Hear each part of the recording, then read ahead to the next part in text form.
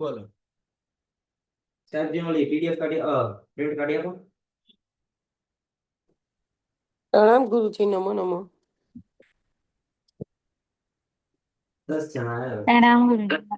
સાતામાં પ્રણામ ગુરુજી. ગુરુજી નમો નમઃ.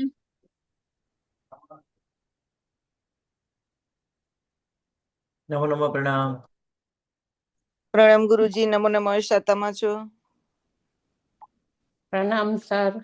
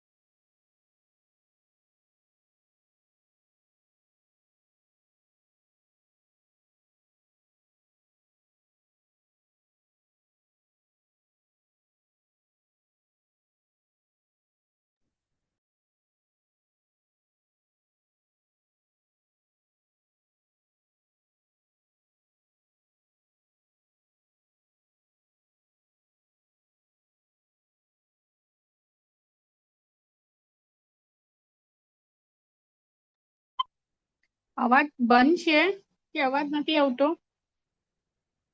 નો વોઇસ. હા, અવાજ નથી આવતો.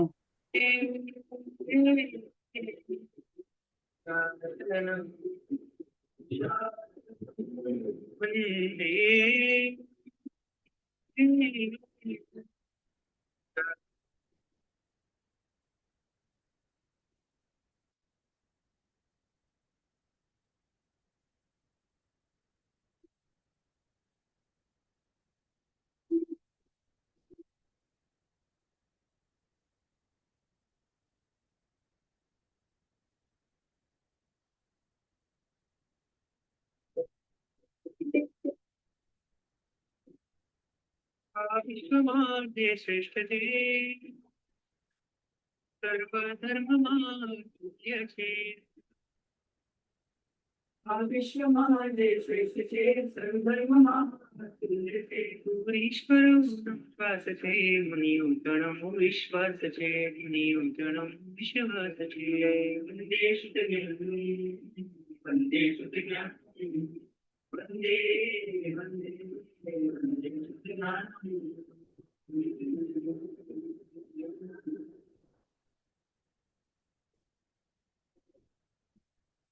નમો નમો પ્રણામ.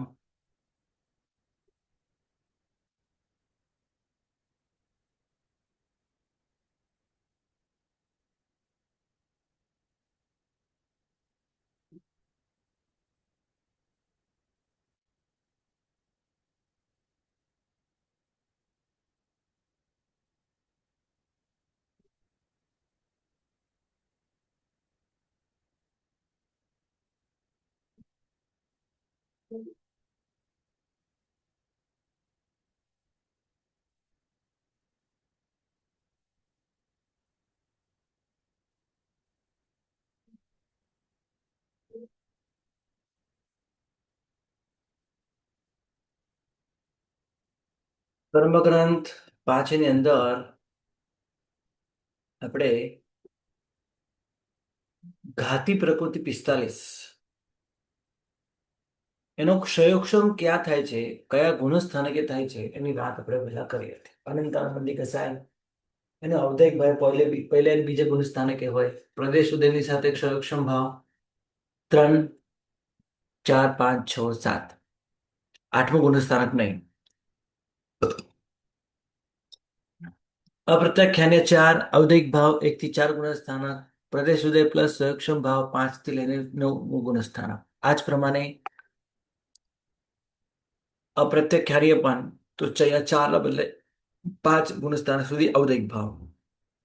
સંજોગન 4 અવધિક ભાવ 1 થી 5 ગુણસ્થાનક, ઉદય પ્લસ અવધિક ભાવ 6, 7, 8, 9, 10. 5મું ગુણસ્થાનક જે છે ત્યાં પણ એનો ક્ષયક્ષમ ભાવ લઈ શકો છો, કઈ વાંધો નથી, કારણ કે દેશ વ્યક્તિ આવે છે ત્યાં. બાકી ચારિત્ર ધર્મ છઠ્ઠા ગુણસ્થાનકથી આવે છે તો આપણે 6 થી ગણીએ, 6, 7, 8, 9, 10. બરાબર. અલ્પ ચારિત્રનો ઉદય એટલે ચારિત્રની પ્રાપ્તિ આપણને 5મા ગુણસ્થાનકી હોય. 9 કસાય માંથી 6 9 કસાય એનો અવધિક ભાવ 1 થી લઈને 4 ગુણસ્થાનક સુધી હોય. એમાં 3 વેદ છોડીને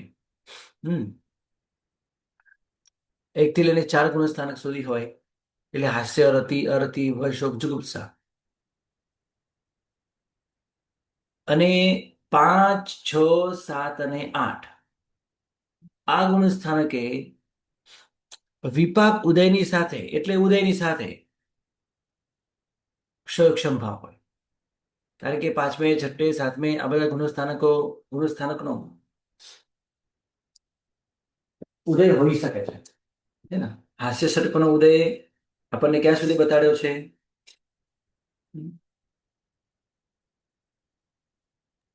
8મા ગુણસ્થાનક સુધી. 8મા ગુણસ્થાન. હા, એટલા માટે 8મા ગુણસ્થાનક સુધી એનો ક્યારેક આપણને વિપાક ઉદય પણ હોય. અને એની સાથે એનો ક્ષયક્ષમ ભાવ પણ હોય.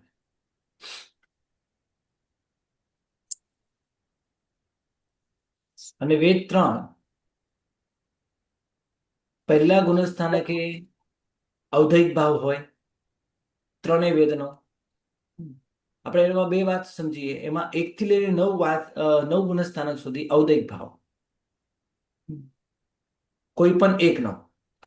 અહીંયા વેદ 3 છે, એમાંથી કોઈ પણ એકનો જે ઉદય જે વેદે એનો જન્મ થયો હોય,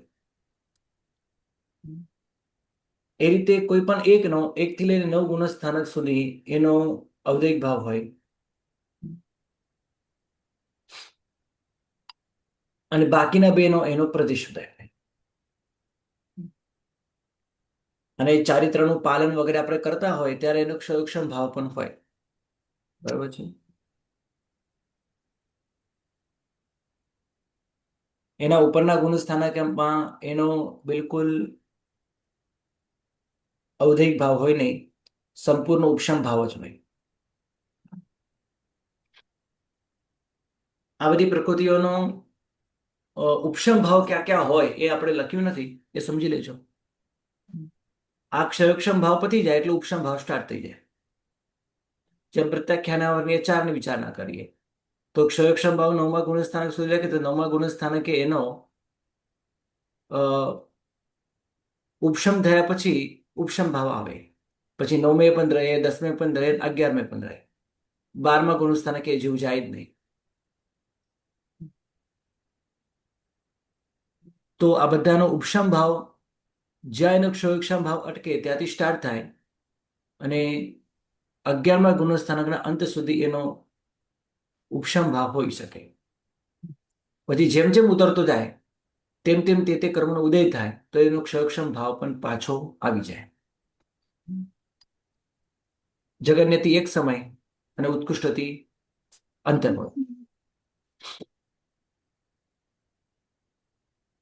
પંચોતેર અઘાતી પ્રકૃતિ, જેમાં વેદનીય 2 છે, કાર્ય પરાવર્તમાન છે. પણ આપણે ઘાતી અઘાતીની વાત કરી રહ્યા છીએ તો કઈ આ વેદનીય કર્મ કઈ ઘાતી કહેવાતું નથી. તો 4 અઘાતી કર્મ, એમાં વેદનીય આયુષ્ય નામ અને ગોત્ર આવે અને તે તમામ બધાની પ્રકૃતિ 2, આયુષ્ય 4, નામ કર્મ 67 અને ગોત્ર કર્મ 2, 75 પ્રકૃતિ અઘાતી કહેવાય. કઈ કઈ પ્રકૃતિ છે તે તો આ ટેબલની અંદર એની વાત આપણે કરેલી છે.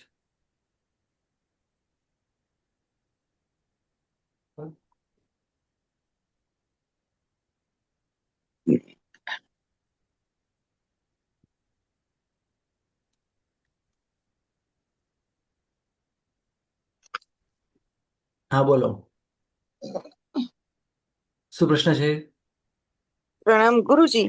નો કશાય 6 વિપાકોદય સાથે ક્ષયક્ષમ ભાવ કીધું એટલે ઉદયાનુવિદ ક્ષયક્ષમ સમજવાનો.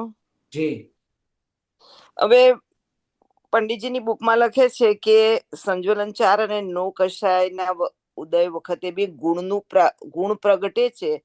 તો સંજ્વલન 4 માં સમજી શકાય કે સર્વવિદ એટલે આ કામ આમાં શું કહેવાય, અતિચાર લગાડે છે આપણે ચારિત્રમાં.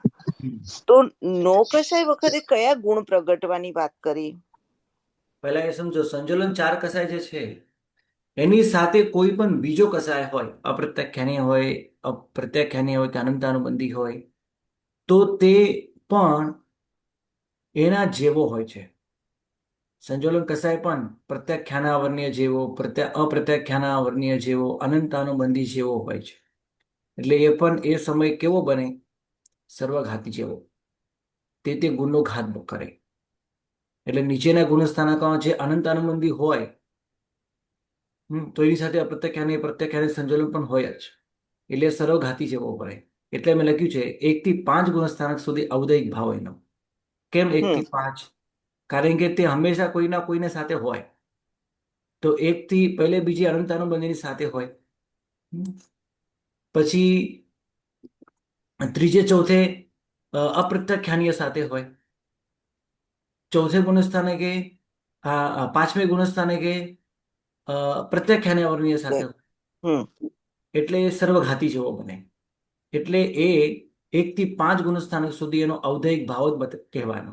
પણ એના પછીના ગુણસ્થાનકે 6, 7, 8, 9, 10 આ ગુણસ્થાનકે એનો ઉદય પણ હોય, ઉદયની સાથે એનો ક્ષયક્ષમ ભાવ સમજ. કારણ કે આ પ્રકૃતિ આ રીતે ઉદયમાં હોય, એકલી જ્યારે એ પ્રકૃતિ ઉદયમાં હોય એ ત્યારે દેશઘાતી રૂપે જ હોય. કારણ કે એ કઈ સર્વથી ચારિત્રનો ઘાત ન કરી શકે, સમર્થ નથી એટલો. એટલા માટે 6, 7, 8, 9, 10 ઉદયની સાથે પ્લસ ક્ષયક્ષમ ભાવ. એ બરાબર છે ગુરુજી. પણ એમ કે છે કે વિપાક ઉદય હોવા છતાં ગુણ પ્રગટતા થાય છે, તો ત્યાં આગળ સર્વવૃત્તિ છે એ સમજી શકાય સંજ્વલન 4 માં. વિપાક ઉદય એનું ક્યાં હોય સંજોલન કસાયનો?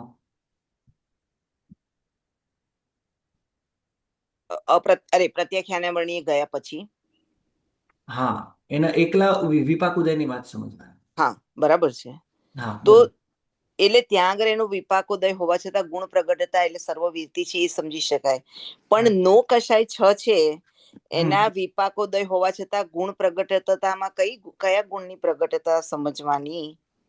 કયા ગુણની પ્રગટતા સમજવાની? એની નો સામેથી કશાય. હાસ્ય. હવે હાસ્ય ના સ્થાને તો કયો ગુણ પ્રગટે? ગંભીરતા જે કહીએ એ. હા, એ ગુણ પ્રગટે. એટલે જો અત્યારે હું બેઠો છું, મને હાસ્ય નથી, હમ તો મને એનો સંરક્ષણ છે. અને કોઈ હમ હસે તો મને યાદ આવે કે ભાઈ હસવું ન જોઈએ, જે પ્રસન્ન રહેવું જોઈએ, હસવું ન જોઈએ. તમે હસો તો આપણને કર્મ બંધાય, તો એ મારો હમ સંરક્ષણ ભાવ છે. બરાબર છે. હમ એ જ પ્રમાણે એક હાસ્ય પછી રતિ. રતિ, હવે હું રતિ કરું, રતિ એટલે આ સંસારના સાધનો પ્રતિ, વ્યક્તિ પ્રતિ, વસ્તુ પ્રતિ મમત્વ કરો, ખુશ અને છે. એને જોઈને ખુશ થવું, અને એને જ હમ. ખુશનું આનંદ, સુખનું સાધન માનવું. એ રતિ મોહનીય કર્મનો ઉદય છે. પણ મને ખબર છે એ- કે આવું આપણે ન કરાય, તો મને હમ. આનો રતિ મોહનીય કર્મનો ક્ષયક્ષમ છે. તો ક્ષયક્ષમ ને વિપાકોદય કહીશું, કારણ કે વિપાકોદય સમયે ગુણ પ્રગટતા કીધી આમાં ને ગુરુજી. હાજી. એટલે ઉદયની સાથે ક્ષયક્ષમ ભાવ એનો હોઈ શકે. એવી કે રીતે મને જ લેવાનું. હા, હાસતાને હું હા, હાસતો હોઉં તો પણ એનો મારો ક્ષયક્ષમ હોય, ભાઈ વધારે ન હસવું જોઈએ, એટલી તો મને ખબર પડી જાય. એટલે એમ વિપાક ઉદય સાથે ક્ષયક્ષમ ભાવ સમજી શકાય એમ. બરાબર ગુરુજી. અને પછી ગુરુજી અને દાનાંતરાયમાં અહીંયા તો હા, અહીંયા તો પાછી ભેગી વાત કરી છે ને, નવ નવ કસાયને બધાને એક સાથે વાત નથી કરી. નવ નવ કસાયની ભેગી વાત કરી છે. એટલે હાસ્ય ભલે હોય, પણ મને શોક નથી, મને રતિ નથી, કે પછી અરતિ નથી, તો વિપાક ઉદય એટલે ક્ષયક્ષમ ભાવ હોઈ શકે. ભેગી વાત કરી બરાબર. છે ને, એટલે હા હા, બોલો. નવ નો કશાયની કહી છે. અને દાનાંતરાય આદિ જે કહ્યું છે ને ગુરુજી, એ જ પ્રમાણે એમાં એ જ પ્રમાણે વેદ માટે પણ સમજવું. અત્યારે હા. જેમ કે પુરુષ વેદ છે, ઉદયમાં છે, સ્ત્રી વેદ છે, ઉદયમાં છે. હમ પણ દરેક સમયે કે આપણને એ વસ્તુ વ્યક્તિ પ્રતિ, પુરુષને સ્ત્રીને, સ્ત્રી પ્રતિ કે સ્ત્રીને પુરુષ પ્રતિ, દરેક સમયે એક થી લઈને 9 ગુણસ્થાન સુધી કે આસક્તિ ભાવ હોતું નથી. હમ ક્યારેક એનો ક્ષયક્ષમ ભાવ પણ હોય. એટલે ઔદયિક ભાવની સાથે ક્ષયક્ષમ ભાવ પણ સારો હોય એવો થાય, તો જેથી કરીને ભોગવતા સમયે પણ આપણને લાગે કે આ તદ્દન સંપૂર્ણ ખોટું છે, ન જ કરાય. વૈરાગ ભાવ હે ને, વૈરાગ્ય ભાવ હોઈ શકે. એટલે ભલે અહીંયા લખે વ્યક્તિ 9 ગુણસ્થાનક સુધી ઔદયિક ભાવ, પણ એનો ક્ષયક્ષમ ભાવ પણ હોય. પણ આપણે એવી રીતે નથી બતાવ, ઔદયિક ભાવની સાથે ક્ષયક્ષમ ભાવ નથી બતાવવાનો, તો ગડબડ થઈ જાય. હા, એટલે આવી રીતે લખ્યું છે. હા. જી, ધન્યવાદ ગુરુજી, એકદમ ક્લિયર થઈ ગયું ગુરુજી. પ્રણામ. સર મારે એક ક્વેશ્ચન છે, પૂછું? હમ સર નવકસાઈમાં ઉદય ભાવ 1 થી 4 ગુણસ્થાનક એ કેવી રીતે બતાવ્યો, અને પછી ઉદયન વિથ ક્ષયક્ષમ ભાવ એ નથી ખ્યાલ આવતો. કારણ કે 9 કસાય પણ સંજ્વલન કસાયની જેમ જ બીજામાં પડીને ઉદયમાં આવતો હોય છે. તો એ શેમાં પડે? ચારિત્ર મોન્ય કર્મમાં, કસાયોમાં પડે. અચ્છા અચ્છા, કસાયમાં તો સર કસાયમાં એ નિમિત્ત પણ બને, અને કસાયની સાથે એ ઉદયમાં પણ આવે, પ્રદેશ ઉદય. અચ્છા, તો સર એ 1 થી 4 ગુણસ્થાનકમાં એવું ના થાય? હમ એવું નહીં થાય? 1 થી 4 ગુણસ્થાનકમાં એ સિવાય પડીને ઉદયમાં આવશે એવું નહીં બને? બને ને, એનું ઉદયમાં હોય 1 થી 4 ગુણસ્થાનકમાં, તે પોતાનું ફળ બતાવે, કસાય પણ ભેગા સાથે હોય, એટલે બીજા પણ ચારિત્ર મોન્ય કર્મ ઉદયમાં છે, એટલે એનો પણ સંપૂર્ણ ઔદયિક ભાવ સમજવાનો. ત્યાં ક્ષયોક્ષમ એને જલ્દી થાય નહીં. અચ્છા, અને એનો ક્ષયક્ષમ પછી 5મા ગુણસ્થાનકથી થાય, એની પહેલા નહીં થાય એમ? જી એટલે એટલે આપણે દેશ વિરતી આવે પછી એનો ક્ષયક્ષમ ભાવ આવશે, એની પહેલા નહીં આવે, એમ જ ને? હા, જી જી હા. ઓકે, પ્રણામ સર.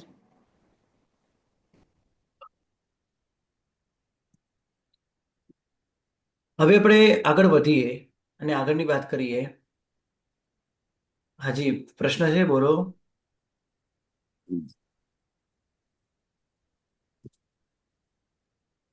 અઘાતી કર્મની આપણે વાત કરી. ઓકે, બાકીના અઘાતી કર્મો 4 છે અને એને 4ની 75 પ્રકૃતિઓ છે. હવે ગાથા નંબર 15 અને ગાથા નંબર 16-17 એની અંદર તમને 82 પાપ પ્રકૃતિ અને 42 પુણ્ય પ્રકૃતિ બતાવી છે. હા, બોલો, શું પ્રશ્ન છે? મ્યુટ છે, અનમ્યુટ કરો પછી બોલો.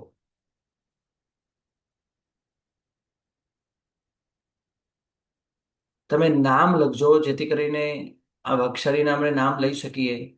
એમને લખ્યું છે કે આઈફોન, હાથ ઉપર કર્યો છે પણ પ્રશ્ન પૂછતા નથી. ઓકે, ઠીક છે.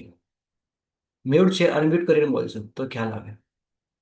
ત્યાં સુધી આપણે આગળ વધીએ. 15 પુણ્ય પ્રકૃતિ બતાવી છે. કઈ કઈ? કે જે આપણને શાતા આપે, સુખ આપે, સુખમાં નિમિત્ત બને, સારી વસ્તુ આપે, ખરાબ વસ્તુ ન આપે, તેને આપણે શું કહીએ છીએ? તો પુણ્ય પ્રકૃતિ. એ પુણ્ય પ્રકૃતિ કઈ છે તે તમને અહીંયા આ ટેબલમાં દેખાય છે કે વેદનીયમાં શાતા વેદનીય, આયુષ્યમાં 3, દેવ આયુષ્ય, મનુષ્ય આયુષ્ય અને ત્રિયંચ આયુષ્ય. પણ નામ કર્મમાં 37 પ્રકૃતિ છે. એટલે દેવગતિ દેવ અનુપૂર્વી, મનુષ્ય ગતિ મનુષ્ય અનુપૂર્વી, પંચેન્દ્રિય જાતિ, 5 શરીર, 3 અંગોપાંગ, વજ્ર વૃષભ સંગયન, સમચતુર સંગયન સંસ્થાન, 4 શુભ વર્ણ, ગંધ રસ સ્પર્શ, શુભ વિહાયો ગતિ, પરાઘાત નામ કર્મ, ઉચ્છ્વાસ નામ કર્મ, આતપ નામ કર્મ, ઉદ્યોત નામ કર્મ, અગુરુ લઘુ નામ કર્મ, નિર્માણ નામ કર્મ, જીન નામ કર્મ અને ત્રસ દશક. આ બધી પ્રકૃતિ સારી કહેવાય. અને ગોત્રમાં ઉચ્ચ ગોત્ર. આ 42 પ્રકૃતિ એ પુણ્ય પ્રકૃતિ છે. અને 82 પાપ પ્રકૃતિ અંદર બધી ઘાતી કર્મોની બધી પ્રકૃતિ આવી જશે.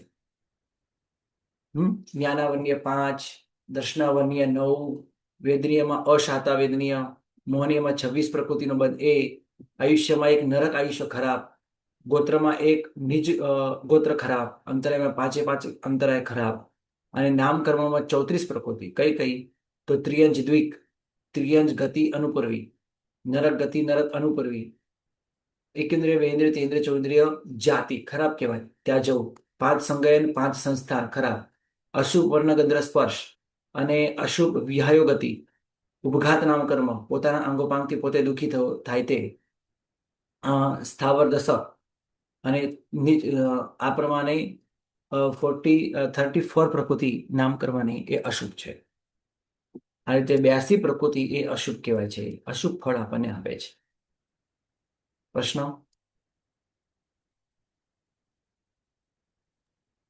સર, એક ક્વેશ્ચન ઈ થાય સર, નીચ ગોત્ર જે છે એ આપણે કોઈ પણ રીતે નીચ ગોત્રમાં એમને જન્મ લીધો હોય અને પછી એ દીક્ષા કે કઈ લે કરે તો એનું ગોત્ર ફરી જાય તો એ ઉચ્ચ ગોત્રમાં આવી જાય.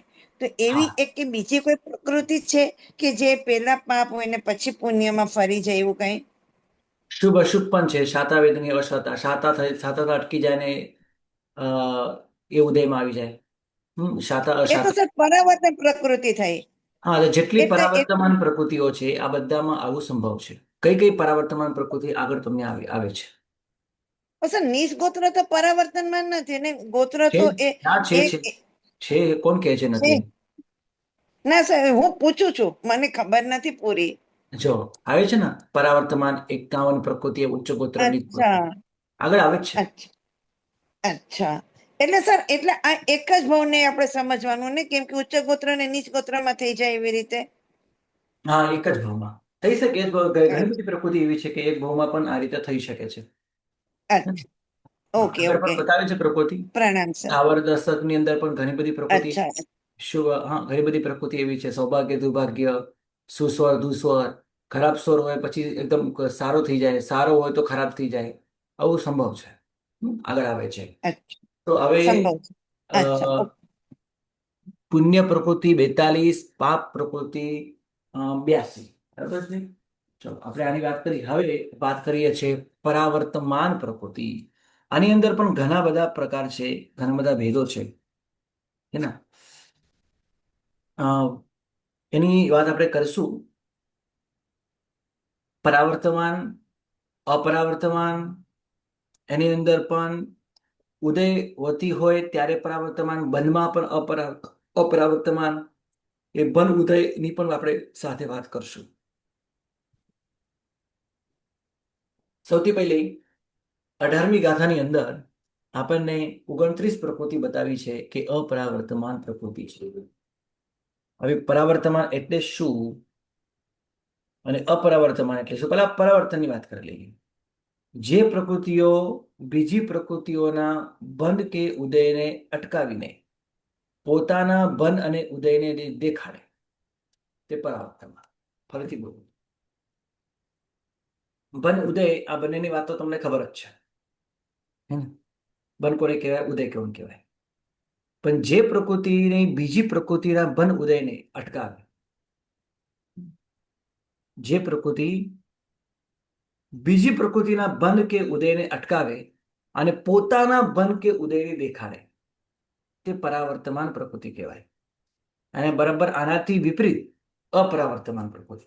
હવે એનો બંધ હોય કે ન હોય એની સાથે એનો કોઈ પણ સંબંધ ના હોય, એ ઉદયમાં આવે તો બીજી પણ એની સાથે એ પ્રકૃતિ ઉદયમાં હોય. એટલે જે પ્રકૃતિ બીજી પ્રકૃતિના બંધ કે ઉદયને અટકાવ્યા વિના પોતાના બંધ કે ઉદયને દેખાડે તે, જેમાં 5 જ્ઞાનાવર્ણીય કર્મ સૌથી પહેલા એ ઉદયમાં હોય કે ન હોય, એટલે એ ઉદયમાં હોય તો બીજી કોઈ પ્રકૃતિ કોઈ અટકતી નથી. બાકી બધી પણ પ્રકૃતિ ઉદયમાં હોઈ શકે છે. તમામ જ્ઞાનાવર્ણીય 5ની સાથે બીજા તમામ કર્મો ઉદયમાં હોઈ શકે છે. ન પણ હોય ન હોય પણ કરે. એટલે આનો બંધ કે ઉદય બીજા કોઈ પણ પ્રકૃતિનો બંધ કે ઉદયને અટકાવતો નથી. એ જ પ્રમાણે દર્શનાવર્ણીય 4, અંતરાય 5 ઘાતી કર્મના, અને મોહનીયની વાત કરીએ એટલે 3 ઘાતી કર્મ લીધા આપણે, બરાબર? એમાં આપણે 5 નિદ્રાને કાઢી દીધા, કારણ કે 5 નિદ્રાનો ઉદય એ કેવો હોય છે તમને ખબર છે. નિદ્રા ઉદયમાં હોય તો બાકીની 4 ઉદયમાં ના હોય, પણ પ્રચલા ઉદયમાં આવી તો તે નિદ્રા જતી રહે, તો એ પરાવર્તમાન પ્રકૃતિ કહેવાય. કારણ કે એ પોતાનો ઉદય બીજાના ઉદયને અટકાવે છે, હે ને? તો આપણે એને કાઢી દઈએ છીએ. એટલે 5 નિદ્રાને કાઢી દેવાની, કારણ કે 5 નિદ્રા એક સાથે ઉદયમાં ના હોય, કોઈ પણ એક સમય એક જ હોય. તો જ્ઞાનાવર્ણીય 5, અંતરાય 5, મોહનીયમાં 4, બરાબર? દર્શનાવર્ણીયમાં 4 અને મોહનીયમાં 3 પ્રકૃતિ, મિથ્યાત્વ, મોહનીય. હવે આ પ્રકૃતિ બીજા કોને અટકાવે? એ જો કે એ અપરાવર્તમાન છે. હવે એ ઉદયમાં આવે તે બીજા કોઈને અટકાવતી નથી. એ પોતે જ ઉદયમાં હોય તે પોતે રહે છે ઉદયમાં, હે ને? એટલે મિથ્યાત્વ, મોહનીય કર્મની સાથે તમામ બાકીના કર્મો ઉદયમાં આવી શકે છે, એટલે કે એ અપરાવર્તમાન છે. તો ભય મોહનીય એ પણ હોઈ શકે છે. એ ભય આવે તો બાકી બધાને અટકી જાય એવું પણ નથી. જુગુપ્સા એ પણ એવું કર્મ છે કે બીજા કોઈને એ અટકાવતું નથી, એટલે અપરાવર્તમાન છે. અહીં નામ કર્મની અંદર તેજસ, કાર્મણસરી બધા જ જીવોને હોય, વનમાં પણ ઉદયમાં પણ. એ બીજા કોઈ પણ કર્મને એ અટકાવતું નથી. વર્ણ આદિ 4 એ પણ બધે હોય. અગુરુ લઘુ, બરાબર? ઉપઘાત, પરાઘાત, નિર્માણ, ઉચ્છ્વાસન, જીર્ણા, આ બધા કર્મો એવા છે, અપરાવર્તમાન છે. બીજા કોઈ પણ પ્રકૃતિઓના બંધ કે ઉદયને એ અટકાવતા નથી. હવે પરાવર્તમાન પ્રકૃતિની વાત કરીએ, કારણ કે એ બીજાના બંધ કે ઉદયને એ અટકાવી શકે છે. 91 પ્રકૃતિ, 91 પ્રકૃતિ એવી છે કે પરાવર્તમાન છે, બીજાના બંધ અથવા ઉદયને અટકાવી શકે છે. તો પહેલા 5 નિદ્રા, સિમ્પલ ખબર જ છે કે નિદ્રાનો ઉદય હોય તો બાકીના 4નો ઉદય ના હોય. પણ નિદ્રાનો ઉદય ચાલતો હોય, થિનદ્દી ઉદયમાં આવી જાય તો નિદ્રાને જવું પડે બિચારીને, બરાબર? એ જ રીતે થિનદ્દી ચાલતી હોય અને એનો ટાઈમ પતી જાય અને નિદ્રા ઉદયમાં આવી જાય તો થિનદ્દીને જવું પડે. એટલે 5 નિદ્રા પરાવર્તમાન છે, બીજાના બંધ કે ઉદયને એ અટકાવે છે, બરાબર? પાંચે કર્મ એ કેવા છે? આ રીતે બંધ કે ઉદયને એ અટકાવે છે. ગુરુજી બંધમાં તો ધ્રુવોદય નહીં એ? અરે ધ્રુવબંધી નહીં? મિચ્છામિત્રણ ઉદયને અટકાવે છે. હા, બાજુમાં લખેલું જ છે હે ને. શેમાં પરાવર્તમાન છે? હા, ઉદયમાં. બનમાં તો એ ધ્રુવબંધી પ્રકૃતિ છે એટલે બંધાય છે એટલે છોડી દો એની વાત હે ને. ઉદયમાં હે ને એ પરાવર્તમાન છે એટલે બીજાના ઉદયને અટકાવે છે.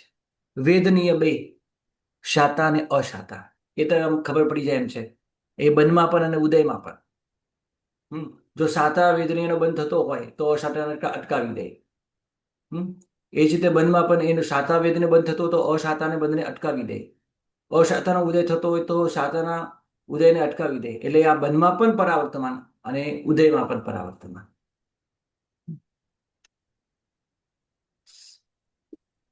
પણ આવું હોઈ શકે છે, આમાં કોઈ વાંધો નથી કે શાતા વેદનીય બંધાતું હોય અને અશાતા ઉદયમાં હોય.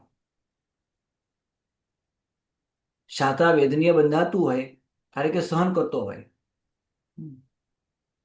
પણ એ ખરાબ રીતે સહન કરતું હોય, અશાતા બંધાતી હોય, બની શકે કાંઈ વાંધો નથી.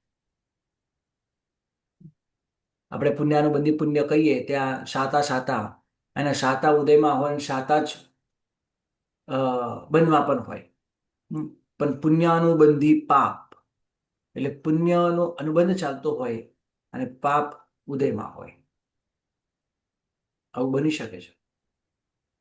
તો આ બનમાં પણ અને ઉદયમાં પણ બંને પ્રકૃતિ એ કેવી છે? તો પરાવર્તમાન છે. એકબીજાના ઉદયને એકબીજાના બંધને અટકાવે. બંને એક સાથે તો બંધાય જ નહીં. હવે એ પ્રમાણે આયુષ્યને 4 એ પર લઈ લઈએ. એ પણ પરાવર્તમાન છે કારણ કે એક આયુષ્ય નરક આયુષ્ય બંધ થઈ જાય તો જ ત્રિયંચ આયુષ્ય, એટલે ત્રિયંચ આયુષ્ય આવે. અથવા ત્રિયંચ આયુષ્ય આવવાનું હોય તો નરક આયુષ્યને જવું જ પડે. એટલે ચારે ચાર આયુષ્ય એ પરાવર્તમાન છે. નહીં તો મને આયુષ્યમાં બંને જો કર્મ બંધાયા હોય, જેમ કે હું મનુષ્ય છું, મને દેવ આયુષ્ય બંધાયું હોય, તો એ ત્યાં સુધી ઉદયમાં ના આવે જ્યાં સુધી મનુષ્ય આયુષ્ય ચાલુ છે. આ જ રીતે બંધમાં પણ અને ઉદયમાં પણ આ ચારે પ્રકૃતિ કેવી છે? પરાવર્તમાન છે. દેવ આયુષ્ય બંધાતા તો બાકીના 3 ન બંધાય એટલે બંધમાં પણ કેવા? પરાવર્તમાન. એ જ પ્રમાણે ઉદયમાં દેવ આયુષ્ય ઉદયમાં હોય તો બંધાયેલું મનુષ્ય આયુષ્ય એ ઉદયમાં ના આવે, ત્રિયંદ આયુષ્ય ઉદયમાં ના આવે. એટલે બંધમાં પણ અને ઉદયમાં પણ એ કેવા છે? ચારે આયુષ્ય કર્મ પરાવર્તમાન છે. હવે ગોત્રની વાત કરી લઈએ. ઉચ્ચ ગોત્ર અને નીચ ગોત્ર. આ બંને પ્રકૃતિ પણ શાતાની જેમ જ બંધમાં પણ અને ઉદયમાં પણ એ કેવી હોય છે? ઉચ્ચ ગોત્ર બંધાતી હોય તો નીચ ગોત્ર ન બંધાય, નીચ ગોત્ર બંધાતી હોય તો ઉચ્ચ ગોત્ર ન બંધાય. ઉચ્ચ ગોત્ર ઉદયમાં હોય તો નીચ ગોત્ર ઉદયમાં ન આવે, અને નીચ ગોત્ર ઉદયમાં હોય તો ઉચ્ચ ગોત્ર ઉદયમાં ન આવે. બંધમાં પણ અને ઉદયમાં પણ આ બંને પ્રકૃતિ કેવી છે? તો પરાવર્તમાન. અને બતાવ્યું છે નીચે એ પ્રમાણે.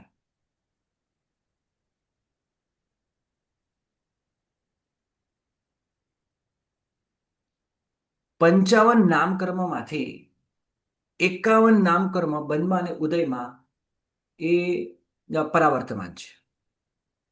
બરાબર. હવે પહેલા એની વાત કરી લઈએ. 51 કર્મ. 51 કર્મ ક્યાં છે? આ બધા 51 કર્મ નીચેના 4 છોડીને. તમે જોઈ શકો છો અહીંયા ટેબલ થોડુંક અલગ પડી જાય છે બંનેમાં. સાથે છે છતાં અલગ છે. સાથે એટલા માટે કહું છું કારણ કે ટેબલ આટલો મોટો છે, પણ છતાં એ અલગ છે કારણ કે માત્ર બંધમાં જ પરાવર્તમાન છે. આ 51 પ્રકૃતિ બન અને ઉદયમાં બંનેમાં પરાવર્તમાન છે. જોઈ લો.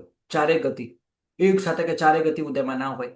એક જીવને એક સમય એક જ ગતિ ઉદયમાં હોય, બાકીની 3 ઉદયમાં ના હોય. એ જ પ્રમાણે બંધાય એક તો બાકીની 3 ન બંધાય. એ જ પ્રમાણે 5 જાતિ, 3 શરીર, 3 અંગોપાંગ એક સમય એક જ અંગોપાંગ બંધાય, બાકીના ન બંધાય. સંઘયન 6, સંસ્થાન 6, અનુપૂર્વી 4, શુભ અને અશુભ વિહાયો ગતિ, આતપ અને ઉદ્યોત બંને સાથે ન બંધાય. એ કોની સાથે પરાવર્તમાન છે? તો આતપ અને ઉદ્યોત બંને એક સાથે ન બંધાય. અને બંને સાથે ઉદયમાં પણ ના હોય. આ બંનેની જોડી છે આતપ અને ઉદ્યોગ. ગતિમાં અંદર અંદર જોડી છે, પાંચે જાતિમાં અંદર અંદર જોડી છે, હે ને? એ બાકી બધી અંદર અંદર જોડી છે. આતપ માટે એને ઓપોઝિટ કયું કર્મ ઉદ્યોગ સમજવાનું. બંને સાથે ક્યારે ઉદયમાં હોય જ નહીં, બંધમાં પણ ના. 8 ત્રસ, જેમાંથી સ્થિર અને શુભને કાઢી નાખો. સ્થિર શુભ નીચે બતાવ્યું છે એટલા માટે, અને અસ્થિર અશુભને પણ કાઢી નાખો એ નીચે બતાવ્યું છે એના માટે. જો કે સ્થાવર દશક અને ત્રસ દશક પરાવર્તમાન જ છે. સ્થાવર દશક ત્રસ દશક પરાવર્તમાન જ છે, પણ આપણે બંધમાં અને ઉદયમાં બંનેમાં સમજવાનું છે. તો ત્રસ દશકમાંથી ત્રસ અષ્ટક અને સ્થાવર અષ્ટક એ બંધ અને ઉદય બંનેમાં પરાવર્તમાન છે. પણ જ્યારે સ્થિર શુભ, અસ્થિર અને અશુભ આ જે પ્રકૃતિઓ છે એ માત્ર બંધમાં જ પરાવર્તમાન છે, ઉદયમાં નહીં. ઉદયમાં સાથે હોઈ શકે છે. જો શુભ અશુભ કર્મ ઉદયમાં સાથે હોઈ શકે છે, પણ એક સમયે એક જ બંધાય. કાં તો શુભ બંધાય, કાં તો અશુભ બંધાય, હે ને? કાં તો શુભ બંધાય, કાં તો અશુભ બંધાય. બેમાંથી બંધમાં એક જ બંધાય, પણ ઉદયમાં સાથે હોઈ શકે. એટલે ઉદયમાં પરાવર્તમાન નથી, બરાબર? ઉદયની અપેક્ષાએ પરાવર્તમાન નથી, બંધની અપેક્ષાએ પરાવર્તમાન છે. હવે પહેલા આપણને વાત આવી ગઈ છે કે શુભ અશુભ કર્મ એ બધા કેવા છે, ધ્રુવબંધી છે કે અધ્રુવબંધી છે? ચલો, ધ્રુવબંધીની ટેબલ છે, તમને યાદ કરાવી બતાવી દઉં. આ ધ્રુવબંધી પ્રકૃતિ છે.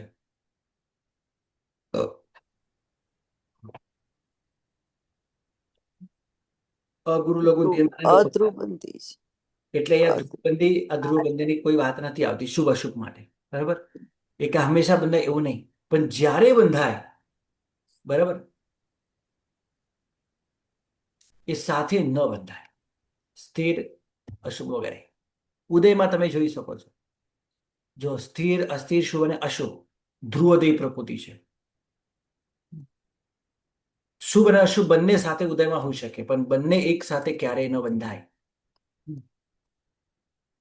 એ જ પ્રમાણે સ્થિર અને અસ્થિર, સ્થિર અને અસ્થિર બંને ક્યારે એક સાથે ન બંધાય.